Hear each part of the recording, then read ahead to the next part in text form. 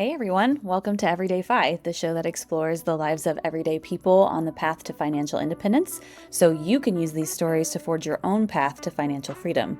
I'm Megan Combs, your host, and I'm recording from my mom's cabin, so excuse the sound. I actually forgot to bring my microphone as I came up here. We're here for Memorial Day. But today's guest is Suzy Lewis, and I actually recorded with her at CampFI Spain. And so you'll see us, if you're watching on YouTube, talking together in my Airbnb, which is really fun. And I kind of made up the whole scenario with recording with my computer and these little mini mics. So the sound quality is probably not the best, but it's really great content. Suzy talks about living in Spain and how her family moved there and did long travel, and she talks about how to do that with 2 kids and balancing kind of work and retirement and taking time off work to travel. So it's a really, really great conversation and you should really enjoy it. So tune in after we hear from our sponsors.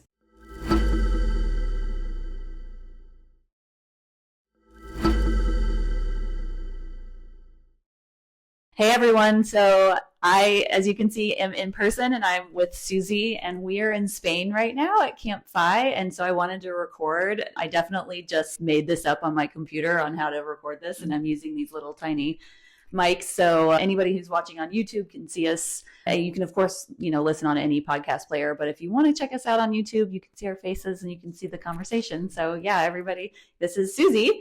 Hi, Suzy. How are you doing? I'm doing well. Thank you. Thanks for having me. This is really fun to be able to meet up in Spain. And this is my first CampFI, so I'm really happy to be here, meet a lot of cool people, and I'm starting to lose my voice a little. But I'm just excited for this conversation. Yeah, me too. And also, if the mic dies before we're done, I apologize. The sound might get bad at the end, but if that does happen, I'll just be like, well, that's it for today. So thanks for tuning in. So yeah. So first CampFI in Spain. I think that's amazing because there's so many CampFIs that are like in the United States. So it's crazy that this is the first one that you're going to. What do you think of it? Oh, it's been awesome. This is the last full day. I've been here since Monday, but it started on Tuesday. I've met almost 70 other people, tons of great conversations, tears, stories, just great talks, great workshops. Like my mind is buzzing with ideas and excitement, people I plan to connect with after this. So it's been a really, really great experience. I don't want it to end, actually, even though it's just been amazing. Yeah, I love CampFI for that exact reason, because you lose your voice because you're talking, and then there's a huge group of people, so then you just like all talk over each other, and then it's just, you just learn so much and you get to meet so many different people, and it's, yeah, I love it. I can't wait. We're in week 2, which starts on Sunday. Today is, what is today? Friday. Yeah, I don't know what day it is. Yeah, because we flew in yesterday and had to run to catch our flight, so we're a little bit jet lagged. But yeah, so, and you live in Sevilla, right? Which is in Spain? Yes. Sevilla was like hour and a half flight from here in southern Spain. We did a full school year there, the 23-24 school year in Sevilla. And then we really enjoy being here. It was a great experience. So we had to go back to the US for the fall, and we came back this January till June. So when I saw CampFI was here in Santiago, I've been wanting to get to the north of Spain for a long time because it is just beautiful. And from what I've heard.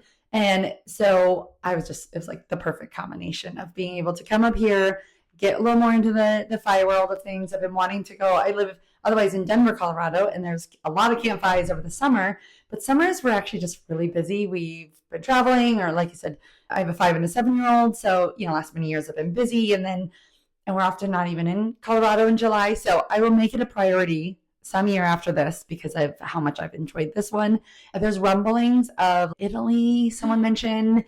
And so it sounds like you have a destination and are willing to help in many ways, kind of get that ball rolling. You can just, and again, a lot of FI stuff is very community driven. So if someone in the community is interested in a location and can help out, I think it could really be great things can come out of that. This one really came out of Darren and Jolene. I know they were on your podcast, and I've met them in Sevilla right before they started their trek up here. And then to see them here this week was just really cool to hear about that. And I guess I say trek, I meant walk or hike, the pilgrimage. Yeah. Yes. And they are like experts, have done it many times, have shared a lot of great information about it. So it's just been awesome to meet people here that have just done some really, really cool things. Yeah. And I just had them on like a few months ago, and then their episode came out this past Monday, but they have another one coming out on Monday that's actually more about the hiking. Okay. And so I'm kind of like, I wish I could have switched them, but it would have been a little weird because the backstory leads up to. Yeah, exactly. So, but yeah, they talk a lot about all the hiking that they've done. And it's the kind of hiking that's way more accessible than just backpacking, I think. Absolutely. Because for me, I'm not really into sleeping on the ground and like digging a hole for my bathroom. That's just not who I am as a person. So, but they were like, no, we hike from town to town. And there's also little towns in between your hikes and stuff. And I was like, ooh, I think I could do that.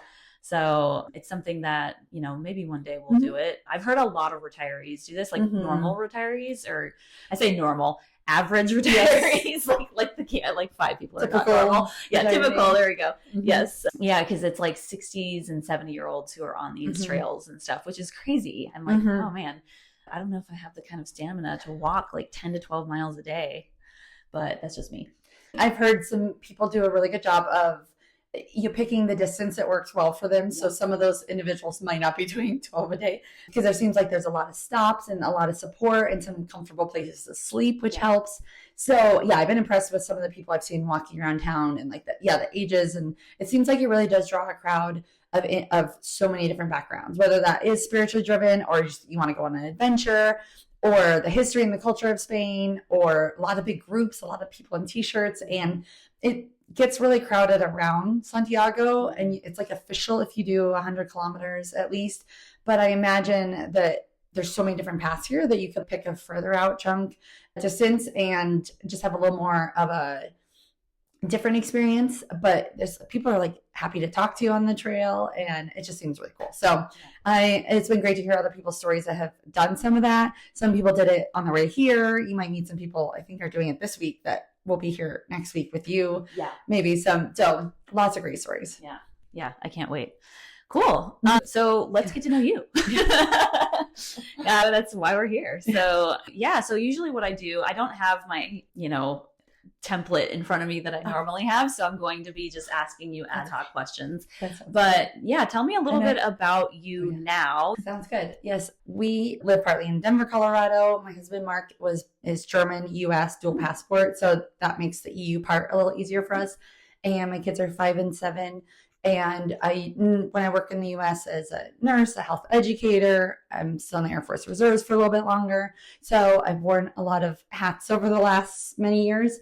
And he works in tech stuff remotely. So that combination has allowed us, we knew early on that we wanted to do a year abroad or something. And so we've been working towards it for a few years and setting up the systems to rent our house out and things back in Denver. And then we landed in Sevilla the 23-24 school year. We had so much fun. We said, let's go back and take care of some things and come back this January to June. And I just went to my employer last November who let me take off that whole school year. And I work intermittent as a health educator. I fill in when that's needed. I've been with him almost 10 years.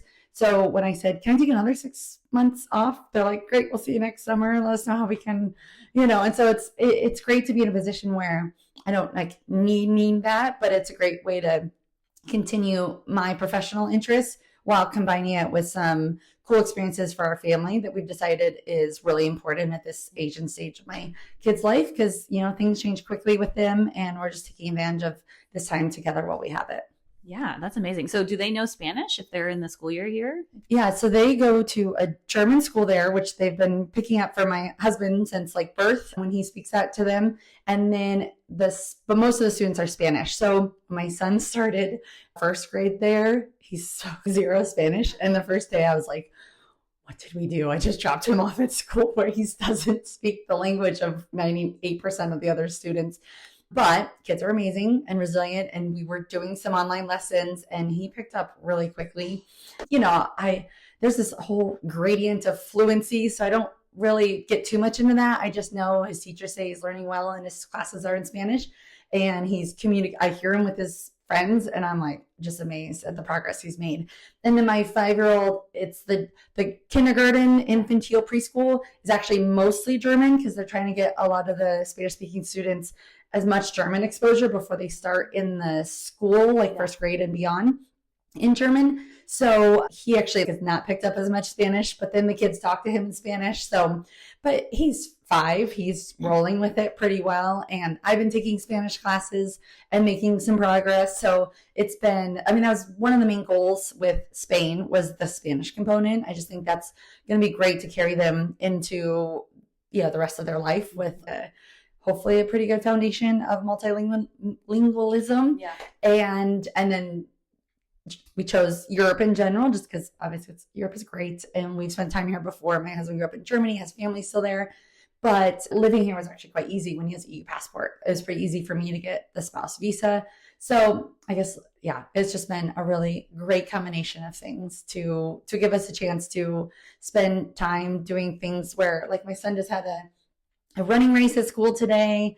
And the photos, I'm like, this is so cool. He's getting to do great things. They're at a birthday party tonight, and I'll, fly back, and we have a bunch of things planned this weekend with there's English speaking groups, but we hang out with the students from school, and it's just been really awesome experience.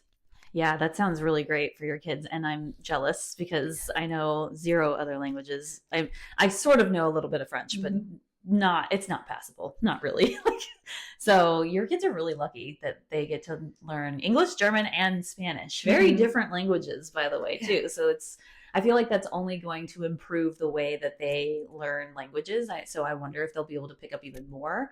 Oh, I think it's a great skill that it's one of those things as a parent, you try not to only do things with your children that you wish you had done, but this is the one I'm like, I think it's okay that I say I wish I had learned a language or more when I was young, and I'm gonna make sure my kids have that opportunity at least. So. Yeah, exactly. Yeah. So okay, so talk about when you were a kid. We haven't talked much about money. I mean, obviously we're in CampFI, and you talked about a little bit what you do and what your husband does and traveling and stuff. But I want to know a little bit about your money background, because I feel like that kind of gives us clues to, how we think about money as adults, right? So what's one of your earliest money memories? My parents are pretty frugal. They grew up in large families. They chose careers that they were passionate about, being librarians, but they don't make much, they're not like high wage in career fields necessarily. But I always felt, taken care of and supported, and that they prioritize experiences that were really cool. One of them was we went to Europe for a month after my 8th grade year, and that was a big expense and a big time off to arrange. They made it work we did a lot of homestays through this organization called Servas, which does still exist. So really it's a way we were welcomed into these families' house, and you stay 2 nights at a time unless they invite you to stay longer. So you don't overwhelm them, but also you get to spend enough time that it's a cultural exchange. And so that's how we talk nowadays about trusted house sitters or home exchange. This was a way to really reduce the cost of a month in Europe. And so that's always stuck in my head as a way to find ways to do what you're passionate about or what you're interested in that fit within the budget that works for you. And then the other memory that really resonates was after that, I was in high school on the swim team, really wanted to do a trip to Australia and New Zealand for the swim trip. And wasn't I was an amazing athlete and got selected. It was I just wanted to go, and you got to pay your spot. And it was a big flight and expense from the US. And my parents said, well, if you can earn your half of it, we'll help, we'll match that. And so I was working my tail off as a swim instructor, private swim lessons, a lifeguard. It just became something that I had this goal that I could work towards. And I remember that trip very well. So, and then I asked them about this recently, any other early memories. And they do remember me counting coins and being trying to hoard them. And not stealing from my brother, but kind of, I think, finding, he's my 2 years younger brother, finding ways to, do you really need that? Or, I would sell him things that were crap for his money. So I do think I've been a little bit of a saver at heart for a long time, which was great with kind of starting a FI journey. And then also when I became more, oh, this is what we're actually doing, saving and saving, but we've switched to like more of a coast FI where it's like we're prioritizing now and just hoping things continue to trug along in the background and letting like my husband's work cover all our expenses. And I've definitely cut back a lot in the last few years. So it's been an adjustment to not like save and invest as much. But I would say this year I'm settling into it. I'm very much enjoying the travel opportunities and things we're doing and experiences and I keep an eye on things, but it's been nice to transition to that too. And maybe someday we'll save and invest more again, but I found like there's seasons of life and this is just the one that we're in to take advantage of the work we've put in before and of where we're at with our kids and our family, and we'll readjust as needed. Yeah, for sure. And so what made you want to do this season of life? Like, meaning, I guess, you were saving, and then you're like, what, let's kind of roll back on that and do some of these things. Was there a catalyst to doing that? Or, did you already have this plan? How did that conversation go with you and your husband? Yeah, tell me about that. Yeah, no, that's a good question. It's been helpful that we have quite a few family members that have kids a little bit older, and I didn't really know a ton of other families with different age kids.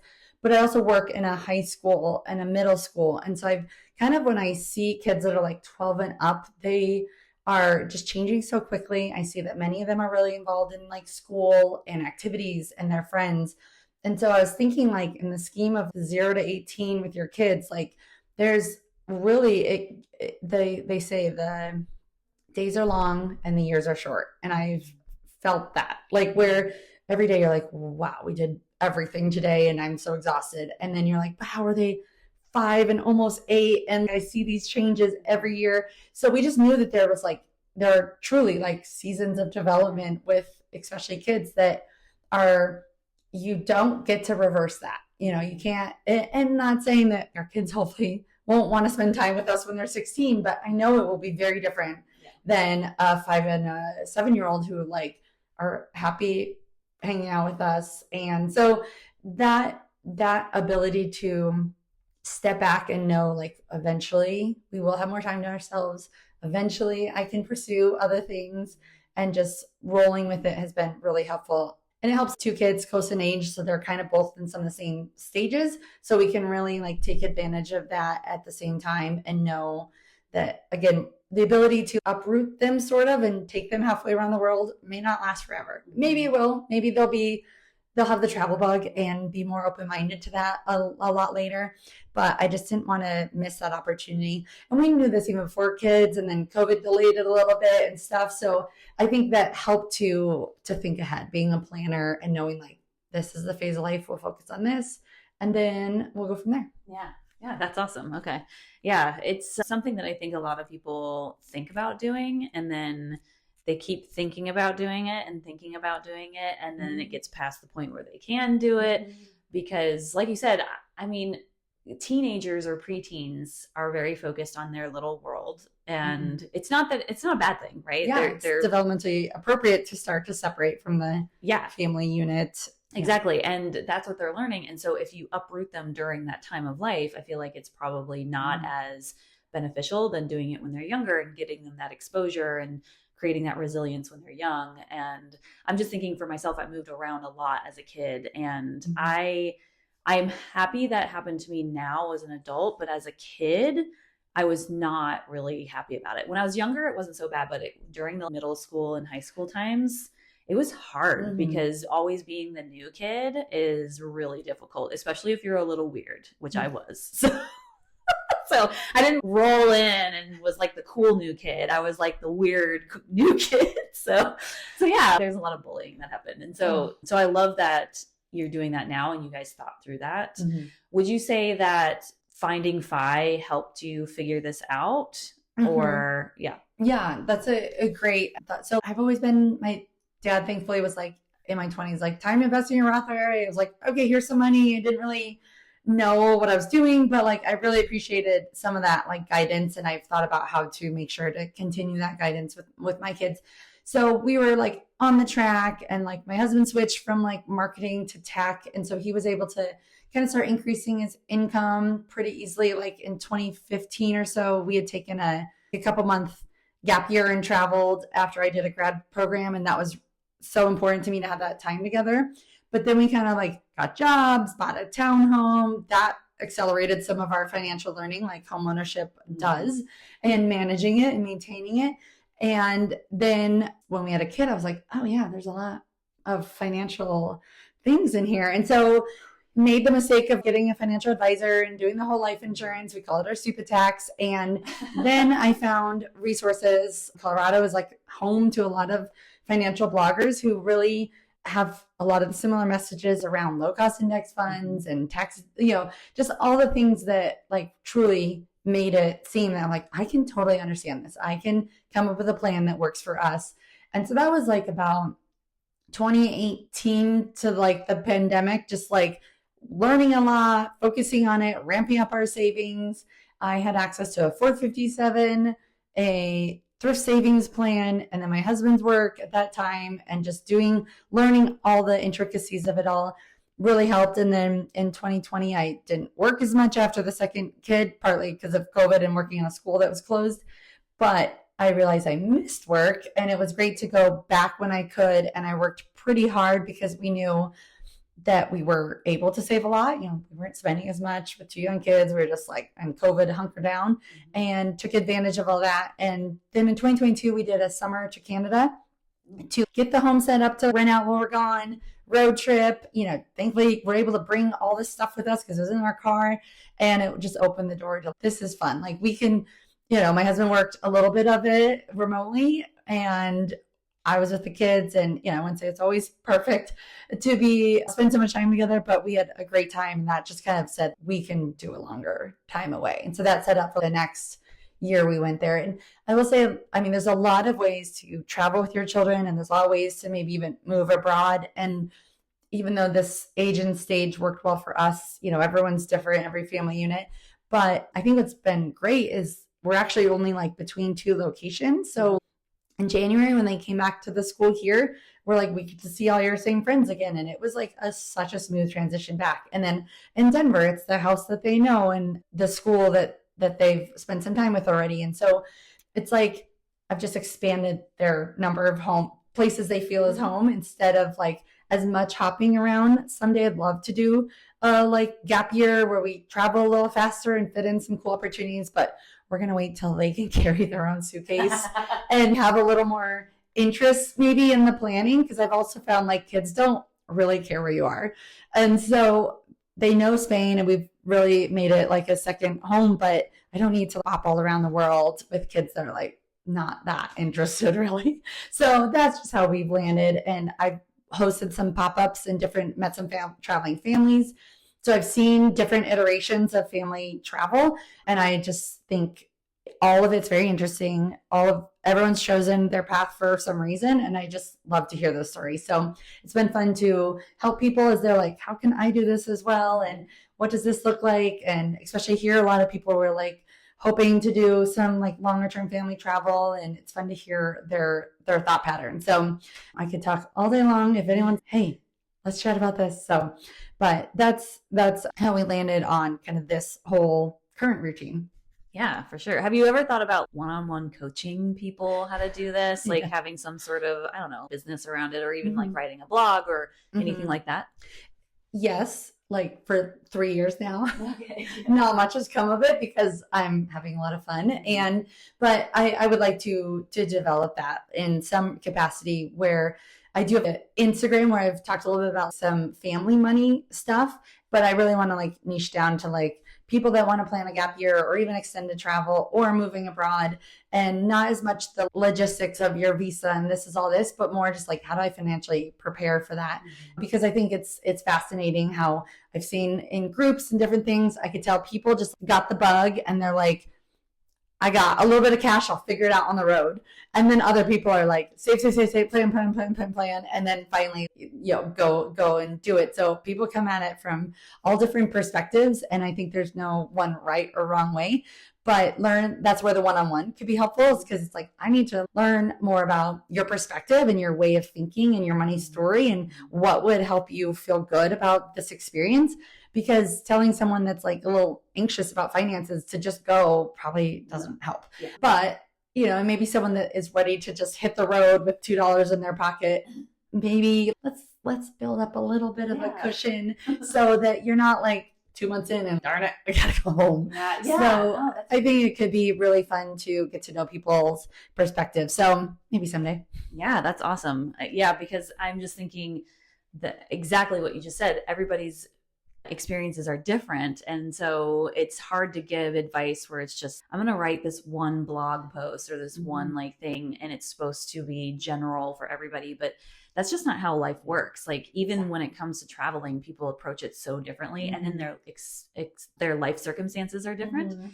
And so, if you're traveling with, say, like a 1-year-old versus a 15-year-old versus you have 5 kids versus you have 1 kid versus whatever, you're alone or you're in a couple, it's going to be so different. And and then for myself, the $2 in the pocket, just, I was like, oh my God, no, I could not do that. Because then what if you have to go home and you don't want to go home because you don't have any money? I guess some people could just vagabond it and sleep on a park bench or something. So I love that. I hope you get that up off the ground. And thank you. If you have any sort of, like, maybe your Instagram, or if you have any sort of resources, I can link them in the show notes for people too, if they want to reach out to you. Yeah, thank you. Yeah, great. So how did you come to find the FI movement? Was it you and your husband together? Was it your husband first, then you? What's that story? In 2018, I posted on Nextdoor for a financial advisor, which led to the sitting in his house, buying a whole life insurance and thinking, I don't like when people try to sell me something.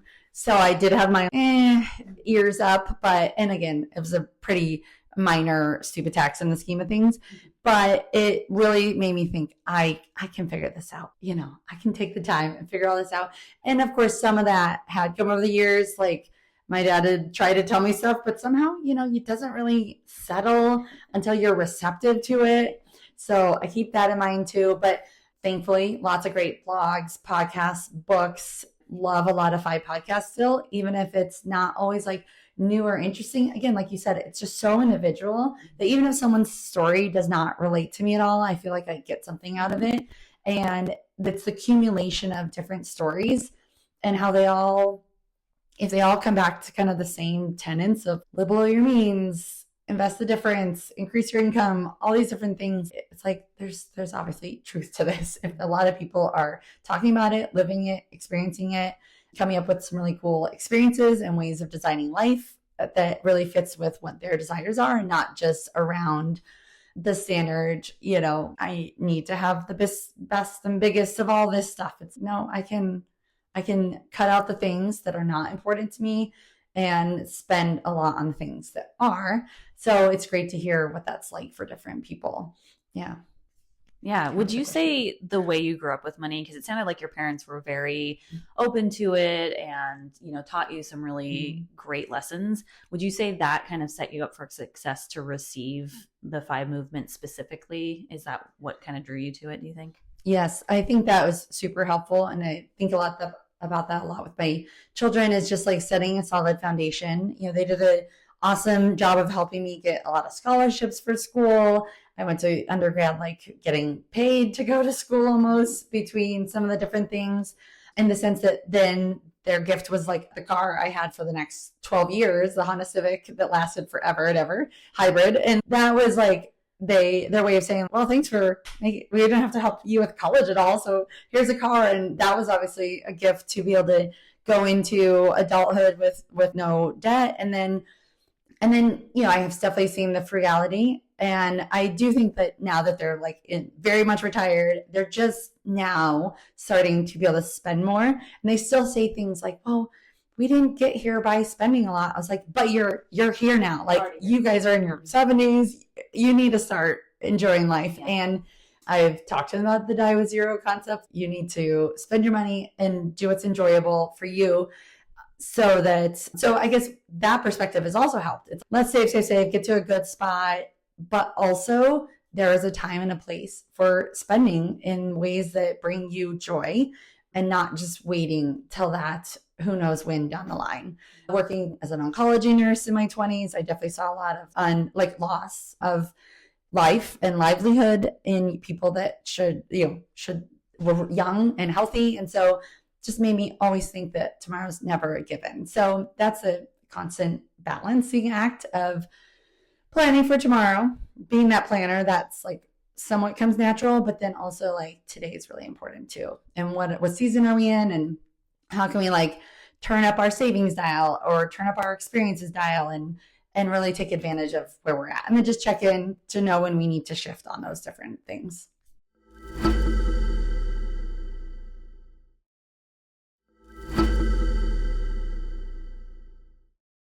Yeah, that's a great perspective. And I feel like there's people who think that YOLO and then, the miserliness can't go hand in hand. And I feel like there's always a balance to that. Mm-hmm. You can strike a balance between the two, because you can, you only live once. Yeah, that's actually very true. But you can save and spend at the same mm-hmm. time. I don't understand why people think it's a dichotomy. And I'm like, it's really not. Like, you just have to know what matters to you. And I think that's the hard mm-hmm. part, is because I think sometimes it's hard to, identify the signals you're getting from either, is it from here mm-hmm. or is it from here? Mm-hmm. Is it the Joneses, or is it really what's in my heart, that mm-hmm. I want, and so I feel if your heart is telling you want a Tesla, maybe that's not really your heart saying that. Maybe that's the Joneses saying that you want a Tesla or something. No, smack on anybody who wants to buy an expensive vehicle, but is that really what you mm-hmm. want to spend your money on? And then mm-hmm. I personally find it a little bit hard to identify that sometimes, because there's so much noise. Yes. And it's just hard to cut through that noise. Mm-hmm. And I think that is really the conversation that needs to be happening. Not like, how much do I save? How much do I spend? It really depends on, what is truly important to you. And I feel like you've got that figured out, which is super awesome. So I'm glad you're on here, showing us that it can be done. It's definitely a work in progress, like thinking what's 2025. And we started tracking net worth almost like 10 years ago. So, it's been a journey tracking spending. I've tracked almost every dollar since September 2018. I went back on my spreadsheet. And it's really at this point just for knowledge. Like, I've really been able to stop with some of the like anxiety around it and be like, knowledge is power. I'm going to use this information to make informed decisions and not to live in a stressful state or like nitpick. I will say the other thing that's taken a while to adjust to, though, is just as a family, or 4 humans that have very different opinions sometimes mm-hmm. and different backgrounds. And I want this and that and that. And so it's not as simple as, I feel like if it's like just me and my finances, it would be like cut and dry, like it's just me. But it's like, how do I, create a harmonious relationship with shared goals with my partner who came from very different money story background, and finding the joy in the differences and not just like sometimes the headbutting a little bit around, what are we doing with this? Or why did you spend $10? We've had conversations like that, and I've stopped. And then also like kids that are starting to have their own opinions about what they want. We went to Morocco on their spring break a week and a half ago. And at the beginning of the trip, I said, you guys each have 30 euros. And if that's, trinkets or whatever, like this is what you can spend it on. And we always talk about 4 things you can do with money. You can save for like a slightly bigger thing you want to spend money on. You can invest, and they have investment accounts, and we bring it up here and there. And then also you can give in charity and kind of accumulating that for things that they care about.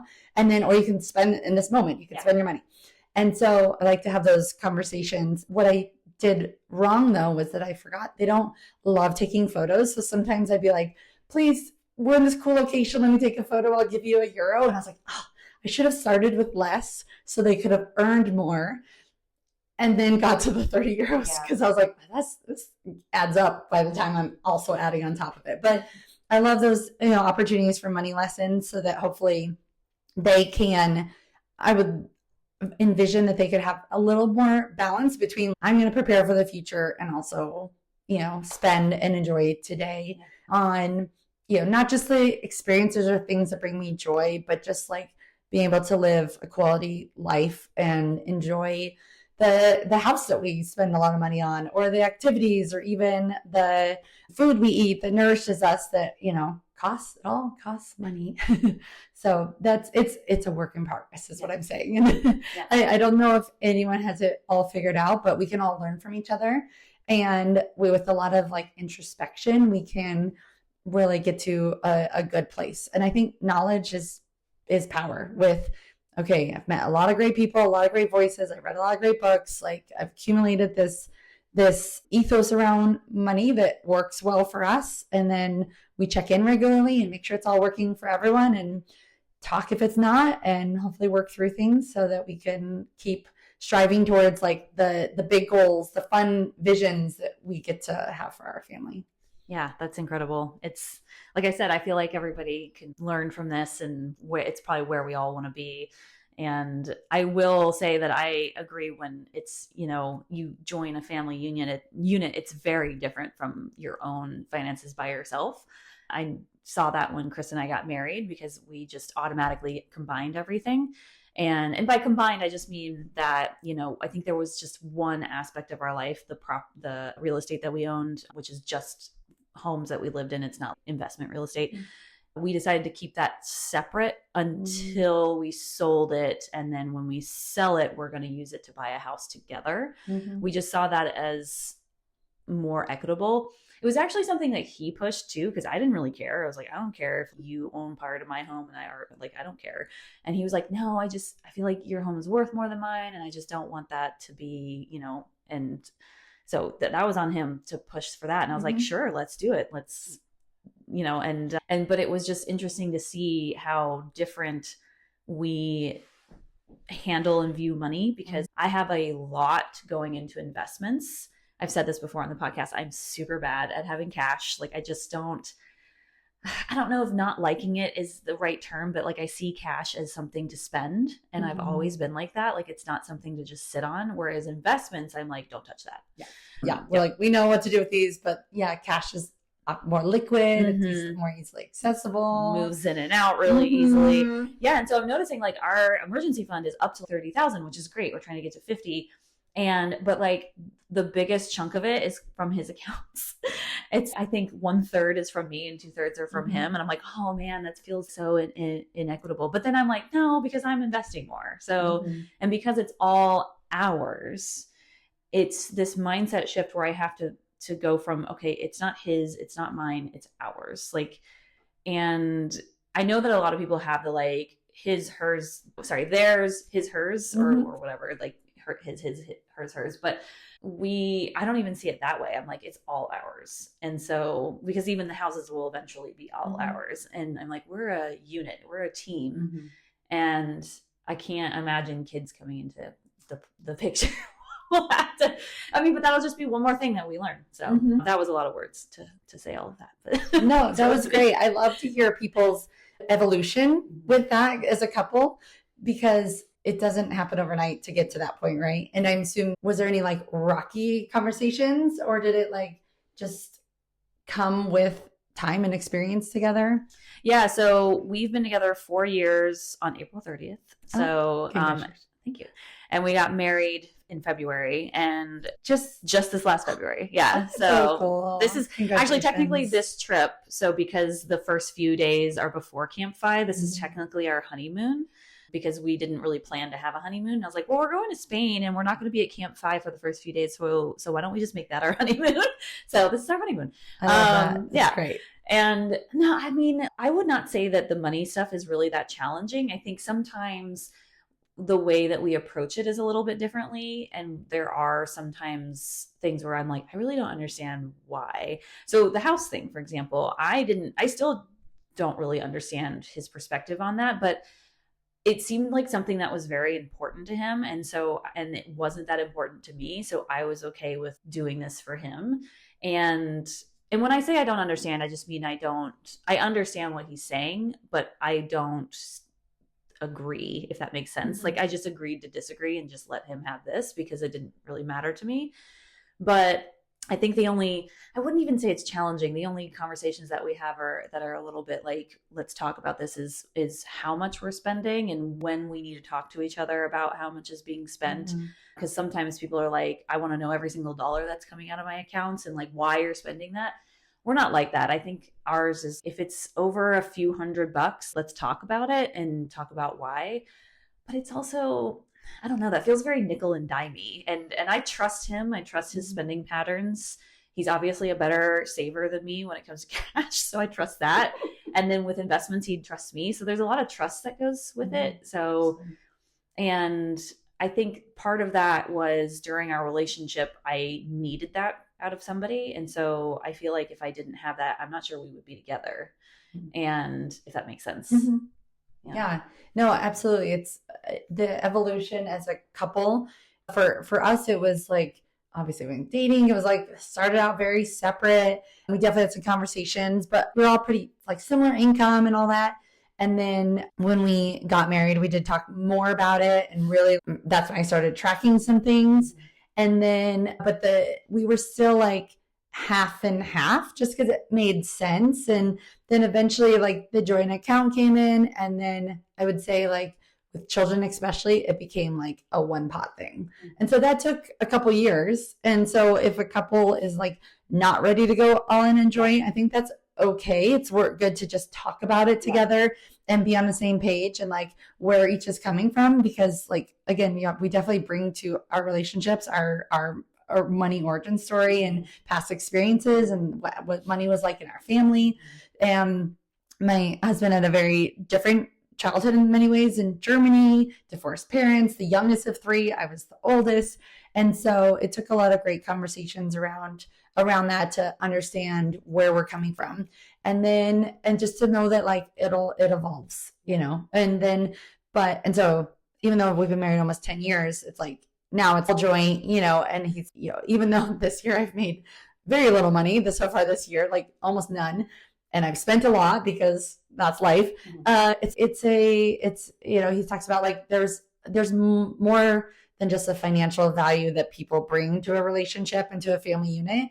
And so it's not just like the money we're bringing to the table. It's like, how are we helping manage even trip planning or getting us out the door, or like all the emotional labor that comes with just keeping the house running, even with or without children. There's a lot that people can contribute, and so money is just a small piece of that. Just like on the FI journey, the saving and investing piece, once you kind of feel like you got it down, you realize actually how small that part is of the journey, and that the rest is what type of lifestyle do I want to live, or what type of community do I want to surround myself with, and where do I want to take my personal journey, my experiences, and then our family as a group. It's just, there's a lot more to it than just the numbers at the end of the day. Yeah, for sure. It's really not about the numbers. That's like a teeny tiny part of it. So the numbers are just the tool to make everything else happen. That's a good way to put it. Yes, exactly. Yeah. That is not original to me. I did not original. That's not for me. I will not take credit for saying that. So cool. So one thing I like to ask is about like your wins and your struggles right now during your life. So, and I know you have some notes, so feel free to look at these if you want, but yeah, what are some like challenges you're going through at this moment in time? Yes, I was thinking, and I appreciate some chance to think ahead on some of those things, because sometimes when you're in the, like just the thick of loving and living life, like you don't always. I don't have any challenges. What do you mean? Yeah, I would say staying present and focusing on priorities. I definitely have a little bit of like shiny object syndrome, where I'm like, that's cool, I want to work on that. And I really think a lot about comparison is the thief of joy. And I tell myself that often if I'm following someone or talking with someone that I'm like, oh man, we should be doing that too. And if I'm thinking of it from a place of like inspiration, I'm like, okay, let's include this in our life planning. But if it's coming from a place of, oh man, any negativity I'm sensing, I'm like, nope, Thief of joy. I'm going to focus on what we can control, what we can focus on. And so that's a challenge when you're surrounded by awesome people doing awesome things, and just knowing I can't do all of that, and that's okay. And then also trying to come up with goals around, I'd love to help other families, but I'm like, how does this actually work to make a website and different things? So I get really excited, and I have lots of different ideas. I've made lists, business idea list, 30 ideas long, and not follow through with a ton of it. So, but you live and you learn. A lot of this CampFI we talked about was like mini experiments and like mini steps on their way to the goal. And I'm one of those people that's, I'm going to do this huge goal. And I like just need to break it up into littler things. So that's been a really fun part about this journey, is kind of crystallizing some of those thoughts around that. And then, so I guess, that's more the challenges. Yeah. So that's so funny that you say that, because I think about comparison as a thief of joy too, but I'm really bad at comparing myself to who I used to be. And it's mainly like health and body image stuff. So for me, I like look back and I'm like, man, when I was 25, I was hot, and I wish I looked like that now.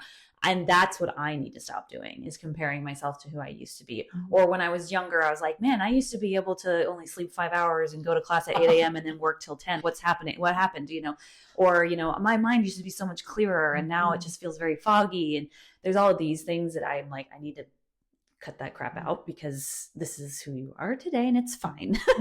And it's funny that you said, I want to do all these things, but then if there's any negativity around it, then I'm not going to do it. It's very similar to, is this something that's coming from here, or is it something coming from here? Am I saying I should be doing this, or do I actually want to do this? So it's really cool that you're in tune with those signals. Yeah. And I do that too with the body image stuff. And it's like, a lot of women do it. Yes. And I know that at 25, I was not thinking like, wow, like I wish I looked like I was 18. Yeah. So it's like, that helps me be like, okay, I'm appreciating 25, and I guarantee future me will look back at 42. And, like, you were rocking back then. So I'm like, okay, there's definitely wisdom that comes with age, and knowing that, oh wait, this stuff doesn't last forever. And so just appreciate what we have, and saying that also, my husband's, I don't know, if somebody doesn't make you happy, fix it. He's always been like, you're great, but if you want. Thanks, husband. That's so helpful. No.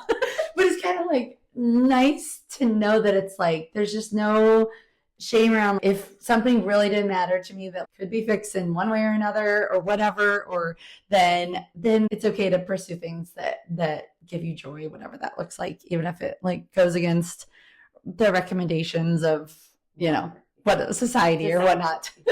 Exactly. Yeah. And cool. Like the other one I was going to say, for like families that want to travel, I was thinking just do it, but know that you can start small. People can start small with like local adventures and work their way up, and maybe really thinking of things that are meaningful to them. If there's like a family history, and going somewhere where they could get to know some of their family history a little more, I think that's really special. And then that there's a growing world of groups and meetups and world school pop-up hubs and different things where you can like kind of just jump in with other families doing lots of different things. And that's just so great to have like other parents to chat to. Kids get to it's amazing how quick they can just grab a soccer ball and be playing with people they met 5 minutes ago. But they wouldn't necessarily do that if we just showed up at the park. But because there's like a little bit of structure around it, it gives them like permission to go get to know these people and build up their confidence and different ages, and realize other kids are doing some of this too, different things. So that's been fun to really tap into different community around that. But then they just get started if that's a goal that you have for your family. Yeah, for sure. Cool. Yeah. So was that one of your wins, or did you have a win that you wanted to share too? Yes, kind of the exploring like non-traditional ways to travel. We've done some trusted house sitters, which is a little harder as a family, but also a really cool way to stay in some cool places and give the kids, like, we grew up with pets. I do love pets. It just doesn't fit with our lifestyle right now, but I'm like, let's hang out with some pets for a while. We have one planned this August near other family. So it's like, instead of us trying to drive all the way up there, hectic day, and then just drive home. It's like we're actually going to stay near them for 5 days, get to spend time with them, explore a new city, and it's an hour away from Denver. So it's not like something we'd stay in a hotel for or something, but it's just, I'm looking forward to those like kind of non-traditional. We also just hosted a home exchange at the house we're renting in Sevilla, got the points, and then we'll be staying in a location at the end of May through home exchange. And I've also joined People Like Us as a way to get to know other families. The family from France like brought us this amazing wine, and they were so happy to stay, and they really enjoyed Sevilla. Just made me feel good that knowing like we're not there right now, someone else is enjoying the house and the location. I just think more good karma out there in the world is a good thing. You know, what you put out there, good vibes can come back and just make for cool experiences, and knowing the world is a smaller place than we always feel like it is. It's not as scary of a place as sometimes it can feel, you know. So that's been kind of a win. It's just like non-traditional ways, like outside of the Airbnb world or hotel world, just finding ways to stay and travel. Yeah, that's awesome. Yeah, I kind of wish I would have done that, because we are in my Airbnb right now. It's very small, but it's very cute. I like it. Yeah, it's super cute. Comfortable. But I do sometimes wish I knew more about the different ways of, you know, finding homes to stay in and things like that. And so you said that this is called Trusted House Sitters. So is that what you're using to do that in Sevilla as well, or is that a different? We did home exchange was like the guest points, and you could do a reciprocal, like I go to your home while you come to my home, but there's also a way to exchange points and receive points if someone stays, and then spend them to stay at someone else's house or their second home or whatnot. It seems like a really good way to get around Europe. And then the People Like Us is just more like of an actual reciprocal, either simultaneous or non-simultaneous home exchange. And so those do somewhat require someone to have a place to offer. But like I said, we're actually renting in Sevilla, and I just asked my landlord, like, can I have some friends stay at our house while we're gone in April? You know, friends. And, you know, I would not feel as comfortable taking like money from someone since I'm renting it. But I was like, this really is, there's no money exchange. We're just offering this. And there's like a built-in level of trust, because like their home is on the website. Like they are offering their home up too. And there's reviews and stuff. And we did a WhatsApp call, so we were able to see each other. So, but if someone doesn't have a home or is not able to home swap, Kindred is another one. There's quite a few. But if someone doesn't have a home to swap, then Trusted House Sitters does involve often pet sitting, which means there could be a little bit more to it in terms of things you have to do while you're at this person's house. Yeah. But we pet sit cats that were like, they had like automatic food delivery. It was like the easiest thing. We're just hanging out while they hung out. And so I can see how that does work. I've met a lot of people here who've done a bit of that. So those are just fun ways to do that. And then there's like co-living in different places like that. So it's like a way to, and then also getting off the kind of like out of like major tourist areas. Like you go somewhere that maybe is like second or third tier city in that country. Like it's not always on the main tourist track or whatnot. And of course the main areas are awesome because there is awesome stuff to do there. But some of those more hidden gems can be really great. And we've met people that are like really happy to welcome you to their hotel or Airbnb or apartment then, because they're like, just don't get maybe as many visitors. So it's been fun to think of different ways. The Servas is something I really want to also actually reconnect with, because I was thinking about it for this. I want to do that where we can like basically host and do different exchanges like that. I think it'd be really cool. Yeah, for sure. Yeah, because that sounds like also a great way to just meet new people who may become friends or something. Mm-hmm. Our Airbnb hostess, you know, we've only talked through the app. Like I'd never met her. Like we let ourselves in. There was a lockbox, so there was none of that. But it feels like some of these other ones create more of a potential like global community, which I love that aspect. I also want to mention, just for people who might be watching who are like, oh, I don't really want to travel because language, I don't know any of the languages. Like I'm in Spain right now. We're in a very small part of Spain, Santiago de Compostela. I do not speak Spanish, like at all. I know a little bit. And there's not that many people who here, like the locals, who speak Spanish. We actually, Chris and I. Or English. Sorry, English. Yeah. There's not, oh my God. Jet lag. Yes, jet lag just came out. who don't speak English. Yes. Yeah. And so just went to dinner, and the waitress, we were like, do you know English? And she was like, no, English nada, is basically what she said.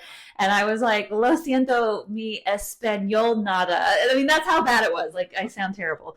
And the couple next to us were from Spain and South America, and they were like, we'll translate for you. Oh, that's so awesome. They didn't even know helpful. us. I know. And I was like, they didn't see us as like the ugly Americans or whatever. And so it was really nice. And they did that for us, and it was great. And also just the servers were just really nice. They actually just felt bad about not being able to speak in English. And then I felt bad. And then I did break out a little bit of Spanish at the little market that we just went to, because we like to have a little bit of food. That's actually why I do Airbnbs, because I like to have a little kitchen. Absolutely. Yeah.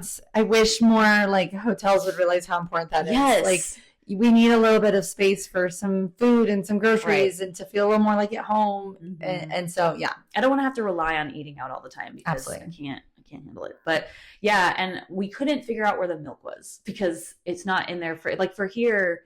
They have their milk is different, right? It's on a dry shelf, because I don't know, the way they pack it is different. It's not in the fridge. And so I could not figure out where it is. And so I just went up to the guy and I was like, ¿Dónde está la leche? And he was so nice. He was like, yeah, follow me. And he was like, le leche. And I was like, thank you. So it was fun. But that's awesome. Yeah. I think like putting some effort in can go a long way. Hand gestures is like a way to fill in some of the gaps. And then, with modern technology and Google Translate and other translate apps, like it definitely is not as much of a barrier. I will say, like, being in Morocco, where it's like French and Arabic, and like I know zero of either of those languages, I did have to make sure I had them downloaded offline and use the resources, and it'll make for a fun experience if there's any hiccups on the communication journey. When I first got to Spain, someone was like, parent they've been very welcoming. The WhatsApp chats, someone said they were going to like basically the ballpark to play with the kids, and my translate took it to like baseball park. And I was like, okay, so the kids are gonna play baseball. And she's like, where did you get that? She meant, those ball pits where kids jump in a bunch of hundreds of colorful balls that are like they're germ pits, but that's what she meant by ballpark, not like a baseball park. And I was like, talking about baseball. So I mean, it is okay to have some lost in translation moments. It's actually fun, because we were reading a menu, and one said like the item was some sort of shrimp dish, and it said shrimp in a coat. And I was like, I don't think it means a coat. I think it must mean something else, because that's what. So yeah, it's fun. That's funny. I just had this visual of this like shrimp with this like nice jacket walking around. I know. With a bow tie, maybe. Yeah, it makes for some fun little visuals. Yeah, I just thought that was because we were holding our Google Translate, like it has the camera where you can look at the menu, and we were like, shrimp in a coat. What is that? Okay, but yeah, for sure. So we're coming towards the end of our time. I think the mic are still, I think they're still working, so that's good.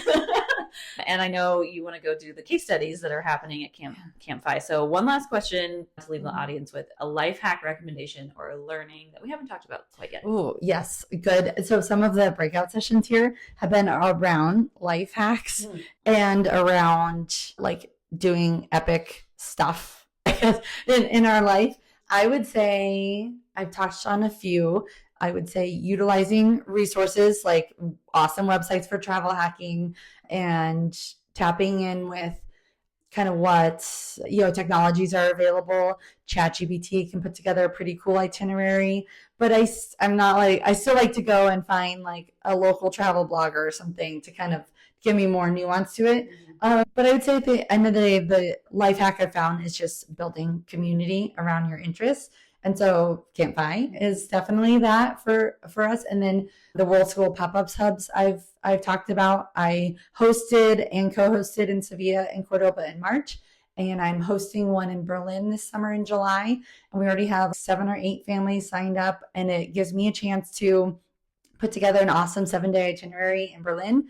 We're going to have other families join us and get to explore an awesome city together. And I think it's just going to make a city that's full of like history and so many things to do, but just enrich it with other people to share that experience with. So my kids are honestly like more engaged if there's other kids also paying attention at the museum, or there's like now a scavenger hunt that they can do together. And so they walk away with more. I get to learn from this community and we get to do it in a cool location. So yeah, I'll share some of that information if anyone's going to Berlin in July with a family and wants to join us. It's like the 12th to the 18th.